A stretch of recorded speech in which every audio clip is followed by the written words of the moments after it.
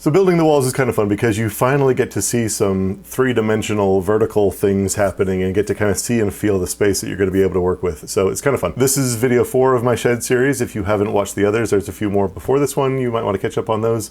This one is about the walls and putting up the walls. If you're following along at home with my shed plans, you will notice a couple of differences within your plans versus what you're seeing in this video. Your plans are going to be more simplified overall. A couple things to note here with this video and the build that you're watching. So first thing is the double top plate. You have a double top plate in your plans, and again, if you watched the last video, that's because the spacing of the trusses is further out than what I'm building in this video, okay? My trusses here are 16-inch on center, which means that they're going to land right on top of a stud. Really, that's kind of overkill, but if you don't do it so that they're landing right on top of a stud, you do need to have a double top plate along the walls to be able to support the extra weight when it's not landing right there on top of a stud. Today's a Monday. I have Monday and Tuesday off of work to get this thing hopefully up off the deck level. The forecast was supposed to be that today and tomorrow are going to be clear and beautiful. Then they changed the forecast to be tonight is supposed to be rainy overnight. I've got the time off of work. I'm just going to do it. We said, oh well, it's gonna get wet, maybe. Not sure how bad, but we're gonna build and make some progress because I've got other stuff to do with my life.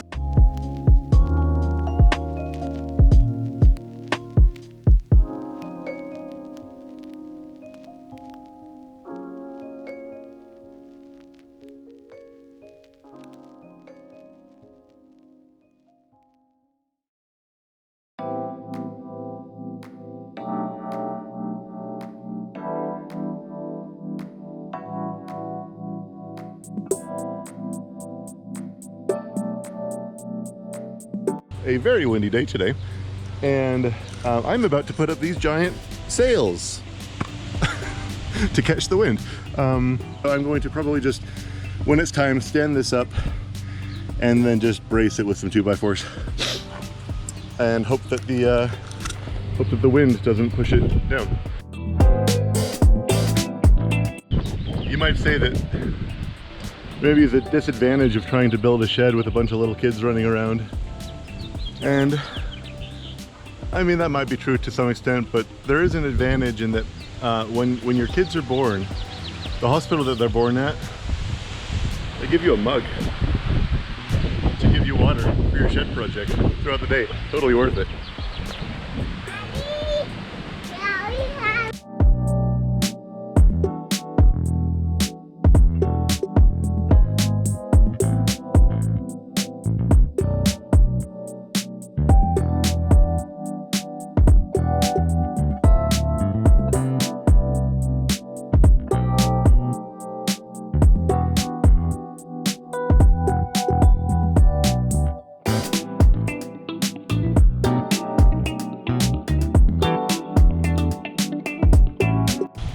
The plan, stand it up, not have it blow away in the wind.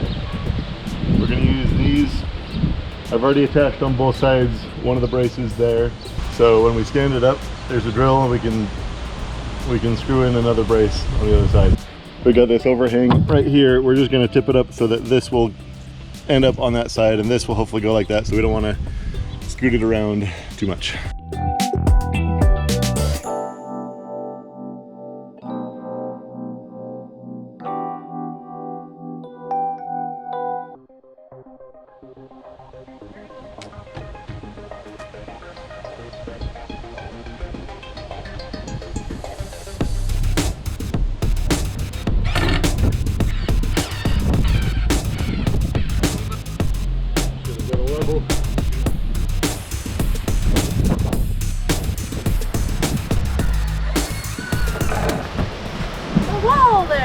Vertical. Good job. Now to do it again.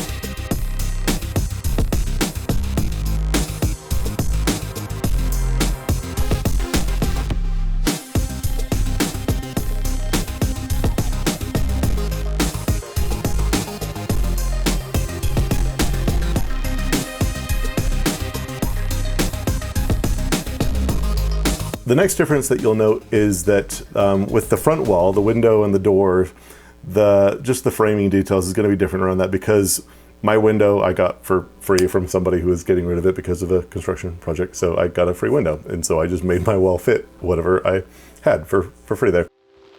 If you feel comfortable adjusting your framing to accommodate whatever window size you have, by all means go ahead and do that. Discount windows are better than having to pay full price for one. The other thing that you'll note is that the framing around the door is going to be a little bit different. The reason why is because in the shed plans that you have, the panel breaks break where the doors break, where they open, which will simplify the door creation. You'll see that when we get there. When I built this shed, I just made the panels land wherever they landed and put my doors wherever they landed, which meant that I kind of had this weird panel break kind of partway through my door, and I had to do some extra framing and support to accommodate for that. Your plans will be simpler. Your plans, the actual door breaks where it opens, so that would be simpler. So the point is, if you see some spacing differences, that's why. It's not exactly the same thing, but the essential principles of building the walls, hopefully that will be helpful to you here.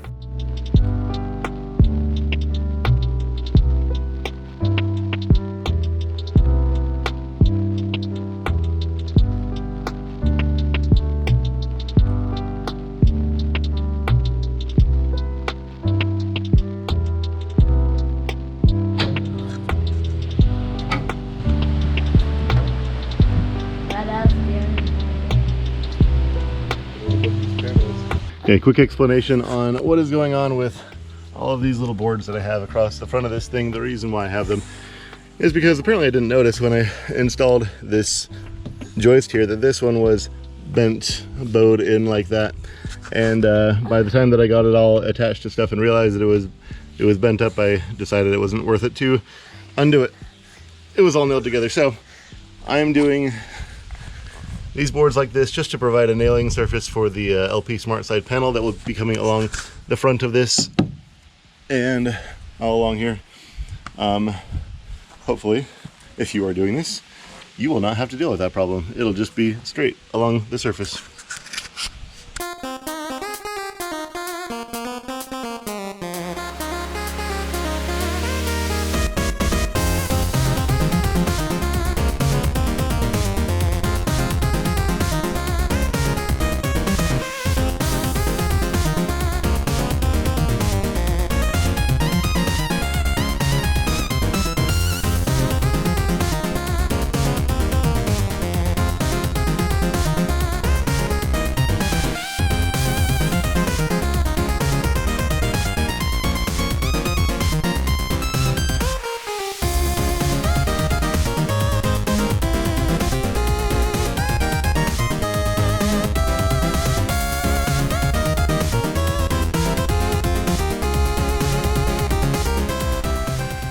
That's right, ladies and gentlemen.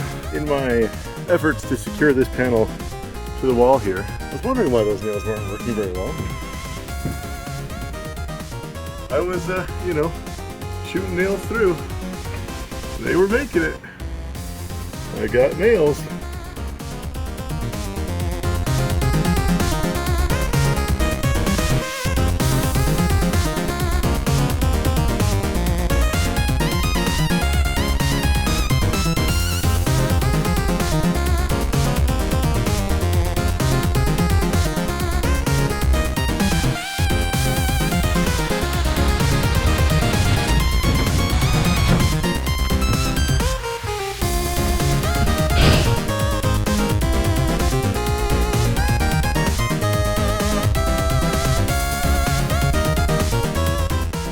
By the way, if what I'm doing here is helpful to you in your project, please let me know and let the YouTube algorithm know by doing all of the YouTubey things. I would appreciate that. My channel right now has, I think, 41 subscribers, so I certainly have, you know, some bandwidth right now to be able to answer questions in the comment section. If you do have questions, just put those in the comment section and I will read and respond to those. And thank you and good luck to you on your shed project. Thanks.